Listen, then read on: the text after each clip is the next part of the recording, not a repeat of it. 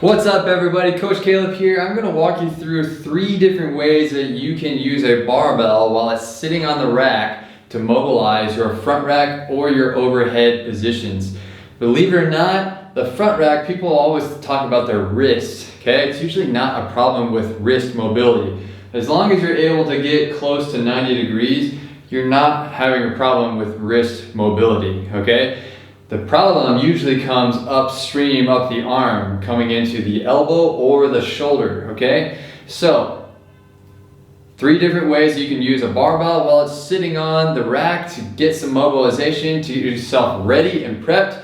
You should be able to hold your elbows up, seeing your hands go slightly outside of your shoulders while holding this front rack. That's a good front rack position. If you're not able to get there, or your hands are coming way in while you're trying to get into that front rack, then you need to mobilize your shoulders, okay? We want this full external rotation of the shoulder. So, step number 1, you're gonna mobilize the front side, working into this chest and the front of the shoulder. You're gonna work on this by coming into the side of the barbell here. I'm just gonna let my body lay on top of that, and it's like I'm swimming, okay? I'm just gonna rotate through that, kind of an internal rotation of the shoulder, and then reach forward, okay? As I reach back in this internal rotation, I'm also going to rotate my chest into the bar, okay? I can definitely just search around here, see where I actually really am feeling that stiffness, feeling a lot of feedback, as in, ouch, that hurts,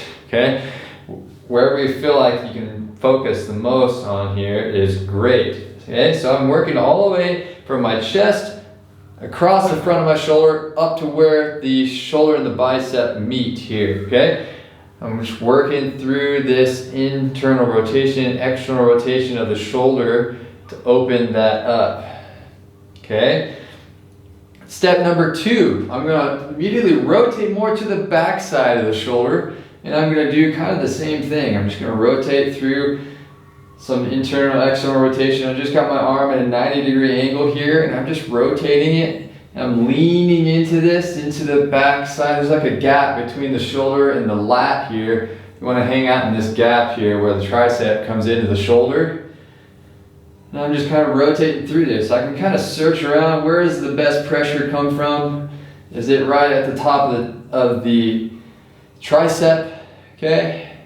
Or is it more where the lat comes into the shoulder? Finding the best spot where you get the most feedback. Okay, that's step number 2. Step number 3, you come over to the sleeve. It spins, okay? That means it's really easy to do some rolling. So I'm just gonna come over here and I'm gonna get closer to the elbow. I'm gonna keep some down pressure on this. I can use my hand on top. I can do side to side, pulling my skin side to side.